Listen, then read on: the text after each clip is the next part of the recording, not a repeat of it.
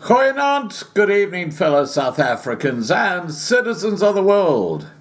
And you might recall that the peaceful protests that were held in Senekal about a week ago now were called acts of terrorism by the media. Remember that? And in fact, the guy has been arrested for terrorism. The word terrorism, and inciting violence, and could be, murder, all these sort of different things. They threw the book at that white guy, Andries Pina.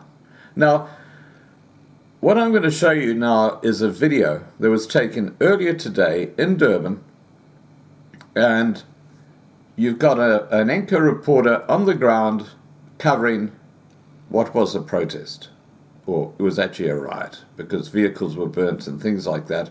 Now, look at the way this is actually treated by the media, in other words, by Anchor. They're acting as if, this is okay, it's just a bit of a protest, even though they had the reporter stones thrown at him and all sorts of other stuff that goes on. Look at the huge difference in the reporting between what happened last week when it came to farmers who were really pissed off. And now let's remember that they weren't just white farmers. There were black farmers there were colored farmers. Basically, the farming community came together and said, we're pissed off, we're gatvol with these murderers, these African murderers. And the media then suggested this was acts of terrorism, they were rioting, they were just out of control. And this reporting went on for days after that single event in Senekal. Now, this happens every day, what you're going to see right here, all around South Africa. And as I said before, look at how the media portray it. It's an absolute, there's a chasm between the two ways these two events have been reported. That's how fake the news is in South Africa. Please remember to subscribe to be kept informed.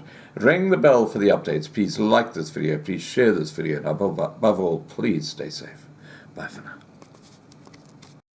Several vehicles have been torched after a riot broke out in Reservoir Hills, that's in KZN. A bus has been set alight near a Shell garage on the M19 main road linking KwaMashu and Reservoir Hills in Durban has been blocked due to this protest action. There's Tathia there for us now. There's good morning once again, yes, and just give us some idea as to what's happening there and why the protest.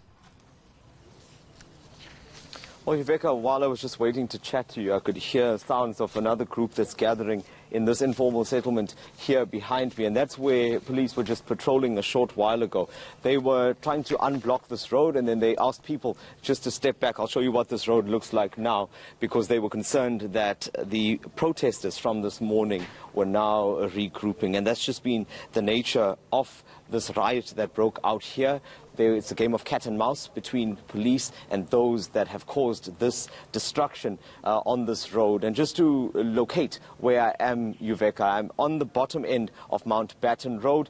To my right is the M19. That's generally quite a busy road, and that's where some of those vehicles were torched. You can see what the state of the roads are now. Community members, private security companies, police, all of them have been trying to unblock the road. But for now, it seems like they've held back on that because there are fears that that group could be gathering again, and they need to be on standby in case any other violence breaks out. All right, so is this road an absolute no-go at the moment, Dessen? Should motorists just stay away as far as possible, as long as possible? That would be the best advice, because this road does remain blocked. As I mentioned earlier, on my far right there is where there are still police vehicles that are gathered and security companies. So it's definitely an area that is being monitored by police, but certainly not one where motorists should be traveling now. We're still trying to get to the bottom of exactly what caused this riot this morning. It's been continuing since the early hours, as early as about 5 o'clock this morning. And it seems, just from the reports that we're getting now, it does relate to some promises that were made by the councillor. Apparently, we will try to get that councillor and find out exactly what those discussions were about. But our understanding is that it relates to toilets as well as electricity supply in that informal settlement that you see behind me. Okay, so where are the protesters now, those who staged this protest earlier today?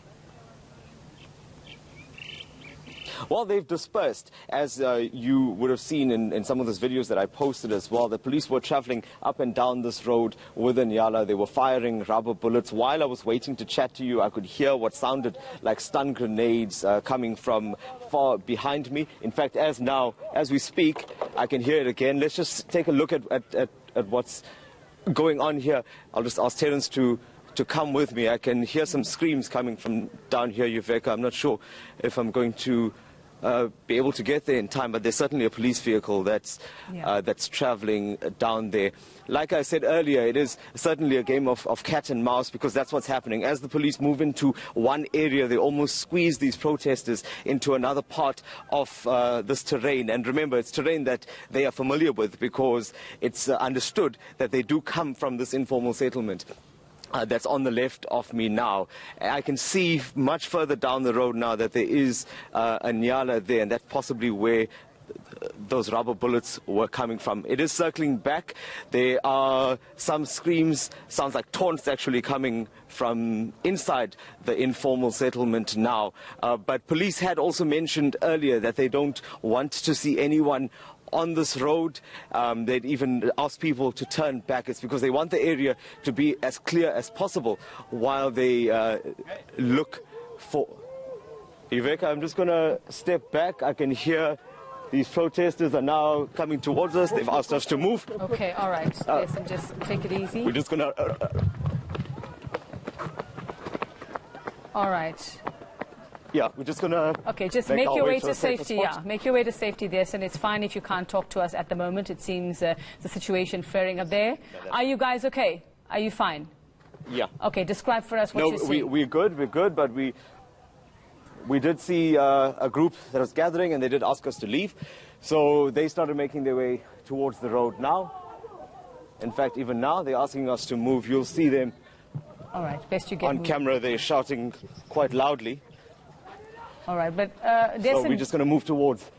Do you feel like you are under sort of... They are throwing stones at... Oh, they're throwing stones at you. All right, okay, yeah, let's just give you a break to get out of there.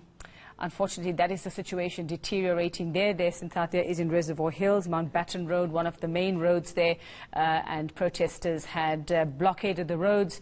Earlier this morning, police are on the scene, but it seems like that situation is flaring up again. And as you saw, Senekal and our cameraman having to get running there because those protesters now throwing stones at them. It's a bit of a dangerous situation. Derson seems to be okay now. Derson, are you safe? Are you far away from the crowd? I don't want to keep you there if this is going to endanger you.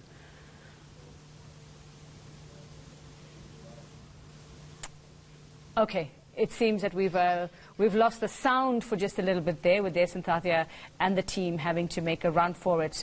Cables and things might have come loose there. We'll let them get themselves together, but there's a police Nyala that's coming back to the scene there.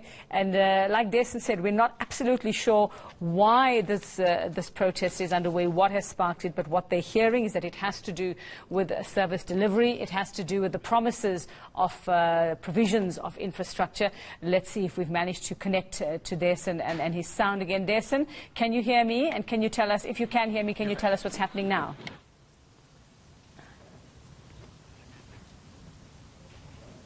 Okay, unfortunately, we aren't able to establish that sound connection there, but we can see Derson is okay. Thank goodness for that, Derson and the team, the cameraman included.